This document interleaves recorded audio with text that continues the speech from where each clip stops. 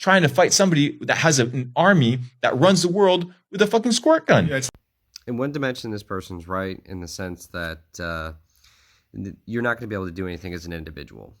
As individuals, we're basically useless.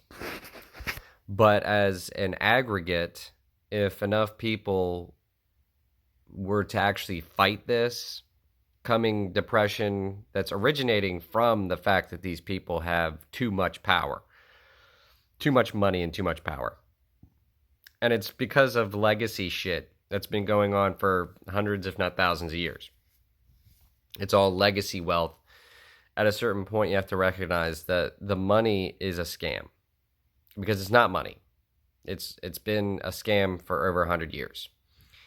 And the only way to fight this is to become aware of it and then to actually go about burning the money, basically. The resources are what really matters. Like, the whole reason that we have a problem is because everybody's a slave mentality to the idea that there are rules that you can't break, like taking land.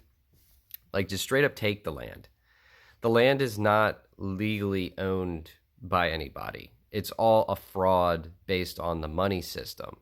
Just take the land. The land, and then they can send in their soldiers and do all that stuff, but ultimately they have no grounds for that.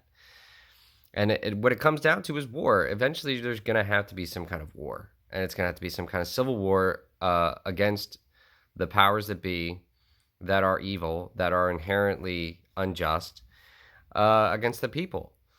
This has been impending for at least since 1913, when the Federal Reserve was established. That it's an inevitability. This is a monopoly game where the bank always wins, and it's not fair. Not only is it not fair, it's unjust, and it's blatantly evil, because ultimately it just feeds off of ignorance and the poverty of the lower classes and the need for them to be workers instead of thinkers, workers instead of prosperous. There's prosperity has been basically engineered out of the game.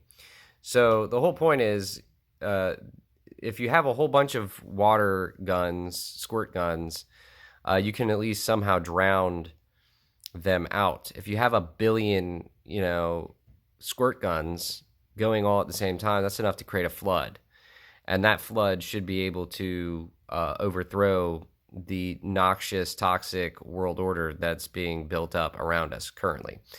And that's sort of the idea, is to get enough people. The problem is there's a lot of branches, but no tree trunk. So love and appreciate